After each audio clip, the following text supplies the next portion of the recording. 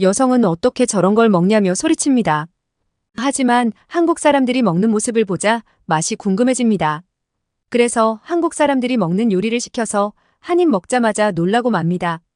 과연 이 여성에게는 어떤 일이 있었던 걸까요? 이 내용은 영국인 여성의 SNS 사연을 각색 재구성한 것입니다. 안녕하세요. 영국에 사는 시에나입니다. 저는 영국의 작은 어촌 마을에서 살고 있어요. 제가 살고 있는 곳은 영국 남서부에 있는 마을입니다. 우리 가족은 어업에 종사하고 있어요. 저도 여자지만 일당백으로 바다에 나가서 열심히 일을 하고 있습니다. 잘 사는 집이라고 하기는 뭐하지만 그래도 형편이 어렵지 않은 평범한 집이었습니다. 하지만 그런 우리 집뿐만 아니라 우리 마을의 어두운 그림자가 드리웠습니다. 2020년에 영국은 브렉시트를 감행하였고 유럽연합에서 탈퇴하게 됩니다. 당시 영국의 총리는 자신은 유럽연합에 잔류해야 한다고 생각하고 있었지만 EU 탈퇴를 공약으로 했습니다. 그리고 국민투표 결과 유럽연합 탈퇴가 결정되었습니다. 영국이 브렉시트를 한 이유는 유럽연합에 남아있는 것보다 탈퇴하는 것이 낫다는 여론이 더 많았기 때문이었어요. 우리 마을은 주로 어업과 수산물 가공업을 해서 생계를 이어나가고 있었습니다. 영국뿐 아니라 유럽의 여러 나라에 수산물을 수출하고 있었어요. 브렉시트 결정 이전 우리는 유럽연합 EU의 일원으로서 다른 회원국들과의 무역에 있어 상당한 혜택을 누렸습니다.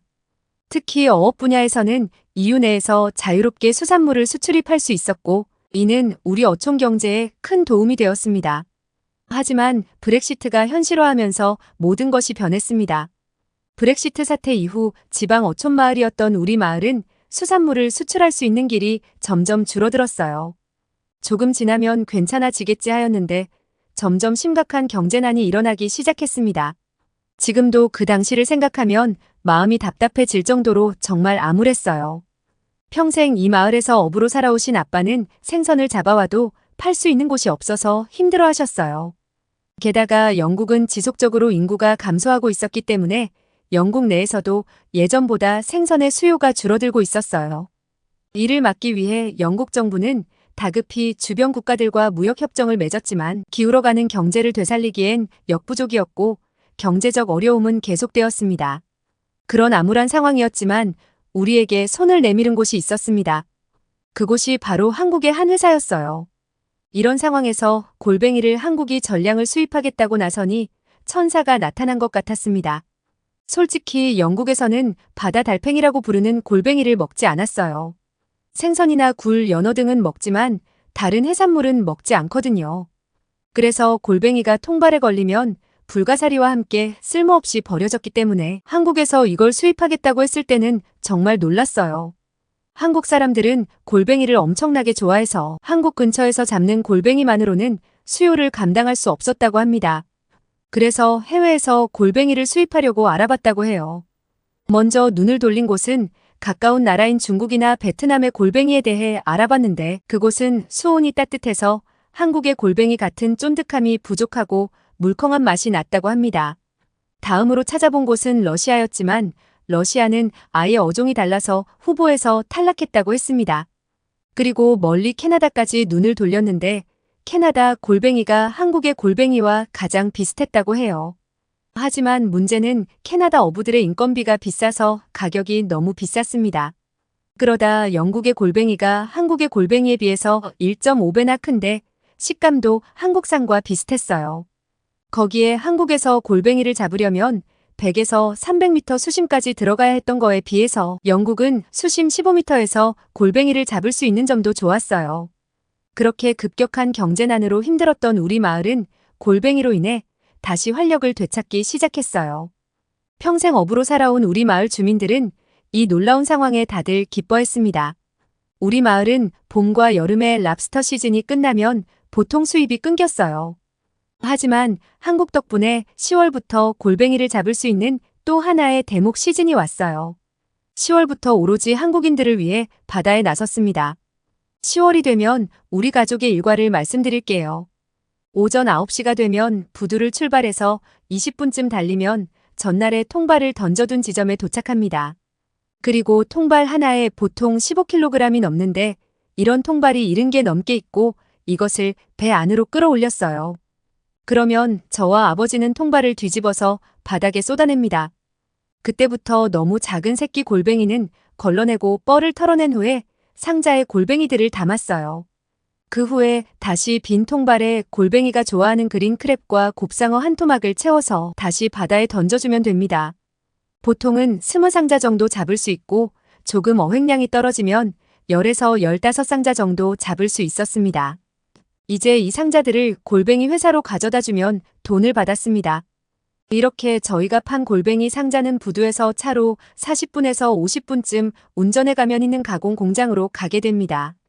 공장에선 진흙이 묻은 골뱅이를 깨끗하게 씻어 120도의 스팀 압력 조리기로 3분간 삶습니다. 그리고 기계로 껍데기를 부수고 한 번 더 씻은 뒤 급속 냉동을 하게 된다고 해요. 한국에서 수요가 많아서 빠르면 일주일 정도 걸려서 한국의 부산에 도착한다고 합니다. 그동안 영국에서 잡히는 골뱅이의 경우 90% 이상이 한국으로 수출되었다고 하니 한국 사람들이 얼마나 골뱅이를 좋아하는지 알 수 있었습니다. 우리 가족은 한국 덕분에 수입이 늘어나서 생활이 많이 좋아졌어요. 그래서 이번에 함께 한국으로 여행을 가보자는 이야기를 제가 했습니다. 특히 아빠는 한국 여행 이야기가 나오자마자 꼭 가자고 하시면서 아이처럼 좋아하셨어요. 그렇게 우리 가족은 3명이 함께 한국에 가게 되었어요. 한국의 인천공항이라는 곳에 도착하고선 저는 너무 놀랐어요. 정말 크고 좋은 공항이었습니다. 굉장히 멋지고 깔끔해서 우리가 출발한 영국의 공항이랑 비교가 됐어요. 엄마 아빠도 한국 공항이 멋지다고 하셨어요. 멋진 공항에도 놀랐는데 지하철은 더더욱 놀라웠어요. 우리 동네에는 지하철이 없어서 타본 적이 많지는 않지만 런던에서 몇 번 타봤거든요. 그런데 지저분하고 이상한 사람이 너무 많아서 다시는 타고 싶지 않았어요. 한국은 지하철로 서울에 가는 게 편리하다고 해서 지하철은 숙소 갈 때만 이용해야겠다고 생각했어요. 하지만 한국의 지하철은 역도 너무 깨끗했고 탑승 후에 지하철 내부도 깨끗하고 첨단이라는 걸 느낄 수 있었습니다. 빠르고 정확한 지하철을 타고 무사히 숙소에 도착할 수 있었어요. 영국을 떠나기 전에 알아본 바에 따르면 한국은 유럽과 비교가 안 되게 해산물 가격이 가성비가 좋다고 이야기를 들었어요. 그래서 우리가 식사하러 간 곳은 바로 굴찜을 전문으로 판매하는 음식점이었습니다. 식당을 찾아서 갔는데 바깥에는 작은 수족관같이 유리로 된 어항 안에 조개와 생선 등 해산물들이 들어있었어요. 아빠는 굴은 엄청 비싼 음식인데 괜찮을지 걱정하셨어요. 우리는 테이블에 자리를 잡고 앉았어요. 점원은 우리가 주문하자 여러 가지 채소와 반찬들을 가져와서 테이블에 놓아줬습니다. 아직 굴이 나오지도 않았는데 테이블 가득히 무엇인가 올려주는 게 영국에서는 흔하지 않아서 신기했어요. 게다가 반찬으로 생굴이 나오자 우리는 모두 깜짝 놀랐어요.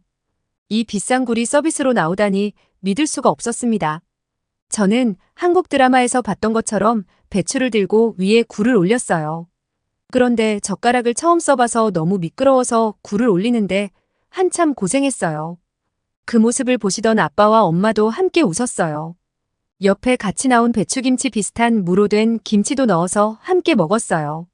저는 너무 맛있고 굴이 너무 신선해서 부모님에게 빨리 배추랑 같이 먹어보시라고 했어요. 아빠는 젓가락은 도저히 안 되시겠는지 숟가락으로 굴을 떠서 배추 위에 올리고 무로 된 김치를 올려서 입에 넣으셨어요. 얼마나 맛있으셨는지 감탄하면서 음식 맛을 보셨어요. 옆에 국도 함께 나왔는데 이게 바로 이름만 들어봤던 미역국이었어요. 미역국이라는 음식은 한국에서만 있는 음식 같았는데 제가 알아본 바에 따르면 한국에서는 임산부들에 좋다고 해서 아이를 낳으면 많이 먹는 음식이라고 했어요. 미역도 먹어본 적 없었지만 한국에 왔으니 제대로 맛을 보려고 했기 때문에 미역국을 숟가락으로 한 숟가락 떠서 먹었어요. 짭짤한 맛이 나는 아주 부드럽고 맑은 맛이 나는 수프 같은 맛이었어요. 저는 미역국의 맛이 마음에 들어서 계속 먹었어요. 엄마도 맛을 보더니 맛있다면서 드셨어요. 우리가 굴찜과 함께 주문한 음식은 굴밥과 굴국이었어요. 처음 나온 것은 굴국이었습니다. 맑고 깊은 국물에 굴이 푸짐하게 들어있었어요. 한 입 먹어보니 굴의 신선함이 입 안가득 퍼지며 국물의 진한 맛이 뒤를 이었습니다. 평소에 굴을 주로 생으로만 먹어봤기 때문에 굴로 국을 끓인 것은 처음이었는데 굴의 부드러움과 국물의 감칠맛이 잘 어우러져서 마음이 따뜻해지는 기분이었어요. 이어서 나온 굴밥은 보기에도 푸짐했어요. 굴이 밥 위에 올려져 나오고 그 위에는 각종 채소와 양념이 얹혀 있었습니다. 비벼 먹으라는 점원의 설명에 따라 제가 대표로 잘 섞어서 엄마 아빠의 접시에 덜어드렸어요. 굴을 이런 식으로도 요리할 수 있다니 놀라웠고 너무 맛있었어요. 한 숟가락 먹어보니 굴의 촉촉함과 밥, 채소의 조화가 입안을 가득 채웠습니다. 굴의 풍미가 밥과 잘 어우러져 한국의 밥 문화를 새롭게 경험하는 기분이었어요. 부모님은 이렇게 부드러운 굴 요리를 맛볼 수 있다는 사실에 놀라워하셨어요. 그때 갑자기 점원이 다가오더니 테이블에 있는 뚜껑을 들어 올렸어요. 그러더니 그 안에 불을 붙였습니다. 그리고 대단히 큰 네모난 찜기를 들고 와서 그 위에 올려줬어요. 저는 기대 이상으로 굴이 엄청 푸짐하게 들어있어서 놀랐습니다. 껍질째로 굴이 안에 들어있었고 굴의 크기도 엄청나게 컸어요. 점원은 한 손에는 하얀 천장갑을 끼고 다른 한 손에는 비닐로 된 위생 장갑을 끼라고 했어요. 그러고는 뜨거우니 굴 껍데기를 잡을 때는 천장갑을 낀 손으로 잡으라고 말해줬어요. 우리는 굴을 하나씩 들고 칼로 굴 껍데기를 열고 안에 있는 굴을 떼어냈습니다. 고추장이나 간장 소스가 앞에 놓여 있어서 찍어서 먹었는데 정말 맛있었어요. 굴찜은 적당한 양념과 함께 찜통에서 푹 찐 굴이었습니다. 굴의 크기가 상당히 커서 놀랐고 맛은 더욱 놀라웠어요. 부드럽고 촉촉한 굴의 식감과 양념의 매콤달콤한 맛이 조화롭게 어우러져 한 입 먹을 때마다 행복감이 밀려왔어요.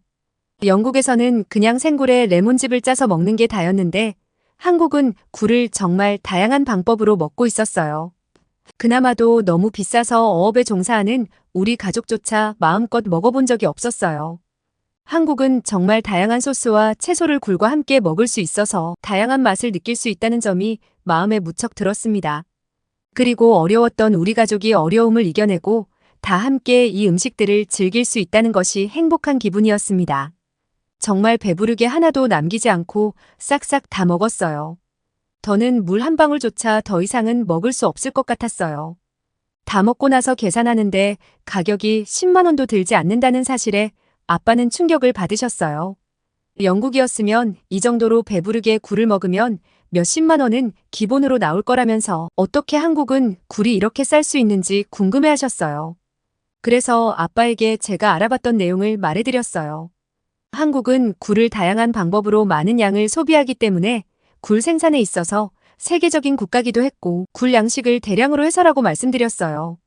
아빠는 굴을 참 좋아하시는데 유럽은 너무 비싼 가격 때문에 마음대로 먹지 못하셨는데 오늘 원 없이 굴을 먹어서 너무 좋았다고 하셨어요. 저는 아빠가 좋아하시는 모습을 보자 한국에 여행 온 게 너무 잘한 선택이라는 생각이 들었어요. 우리 가족이 다음날 저녁에 갔던 곳은 바로 한국의 치킨집이었어요. 제가 이곳을 우리 가족의 여행 코스에 넣은 이유가 있습니다. 바로 골뱅이 때문입니다. 우리가 골뱅이를 잡기는 했지만 제대로 먹어본 적이 없었어요. 영국은 골뱅이 요리라고 할 만한 요리 방법이 없었거든요. 게다가 한국의 치킨은 세계적으로 유명하잖아요. 한국 드라마를 보면 어김없이 주인공이 치킨과 맥주를 같이 먹는데 어떻게 그렇게 맛있게 먹는지 보는 사람이 너무 배고프게 만들었어요. 메뉴판을 보면서 저는 치킨 한 마리와 골뱅이 소면 그리고 맥주 3잔을 시켰어요. 잠시 후 우리가 주문한 음식이 테이블에 도착했습니다. 치킨은 바삭바삭한 겉면과 촉촉한 속살이 어우러진 모습이 입맛을 자극했습니다. 처음 보는 요리인 골뱅이 소면은 시원해 보이는 국물이 함께 나왔고 얇게 써놓인 무, 그리고 소면 위에 올려진 골뱅이가 인상적이었는데 매운 고추장 양념을 비벼서 먹으라고 했습니다. 우리 가족은 이색적인 조합에 굉장히 흥미를 느꼈습니다. 먼저 치킨을 맛보았는데 바삭한 튀김옷을 깨물자마자 퍼지는 닭고기의 육즙이 입안 가득 퍼졌습니다. 한국 치킨의 명성이 괜히 나온 것이 아니라는 것을 즉시 알 수 있었고 우리 가족 모두 감탄하며 치킨을 즐겼습니다. 부모님은 맥주와 치킨을 먹으면서 이렇게 맛있는 술안주는 처음이라면서 감탄하셨어요. 다음으로 골뱅이 소면에 도전했습니다. 솔직히 영국에서는 골뱅이는 굉장히 이상한 맛이 날 거로 생각했어요. 하지만 한 입을 먹어보자 그 우려는 기우에 불과했다는 것을 깨달았습니다. 골뱅이는 생각보다 훨씬 부드럽고 쫄깃했고 매운 양념이 너무 매울 때 소면을 먹자 매운맛을 중화해주면서 굉장히 맛있었어요. 아빠와 엄마도 처음에는 먹기를 주저하시다가 한 입 먹어보시자 어떻게 골뱅이가 이런 맛이 나냐면서 놀라워하셨어요. 우리 가족은 골뱅이 소면과 치킨이라는 이색적인 조합에 매료되었습니다. 치킨의 바삭함과 골뱅이 소면의 매콤함이 어우러져 맛있게 즐길 수 있었어요. 그냥 먹어도 맛있었지만 맥주와 함께 먹자 이렇게 완벽할 수 없었어요. 얼마나 맛있게 먹었는지 우리가 영국으로 돌아가기 전까지 몇 번이나 이곳에 와서 음식을 먹었을 정도였어요. 왜 그렇게 한국 사람들이 골뱅이를 좋아하는지 직접 먹어보니까 알 수 있었어요. 아빠는 영국으로 돌아가셔서도 그 맛을 잊지 못하셨어요. 그래서 저는 인터넷을 뒤져서 골뱅이 소면을 하는 법을 알아냈습니다.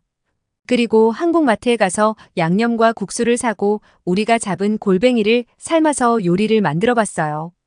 처음에 한 골뱅이 소면은 제가 골뱅이 삶는 시간을 잘 못 맞춰서 조금 질겨지긴 했지만 그런대로 먹을 만했습니다. 다음에는 시간을 잘 맞춰서 부드럽게 만들어 봐야겠어요. 우리 가족은 한국에서의 여행을 추억하면서 같이 골뱅이 요리를 먹었어요. 저의 이야기는 여기까지입니다. 여러분 시에나 씨의 이야기 어떻게 보셨나요? 한국인은 전 세계에서도 수산물을 가장 많이 먹는 국민입니다. 1인당 연간 수산물 소비량이 전 세계에서 1위라고 합니다. 삼면이 바다로 둘러싸인 우리나라는 싱싱한 수산물을 얻기 쉽고 다양한 해산물을 활용한 요리법이 발달했기 때문입니다. 그런데 우리가 사랑하는 해산물 중 하나인 골뱅이로 인해서 도움을 받는 나라가 영국입니다. 시에나 씨는 어려웠던 마을을 도와준 한국의 골뱅이 사랑을 한국 여행을 통해서 이유를 알게 되었다는 재미있는 사연이었습니다. 감동TV는 감동적이고 재미있는 사연을 기다리고 있습니다. 다음에도 재미있는 사연으로 찾아뵙겠습니다. 시청해주셔서 감사합니다.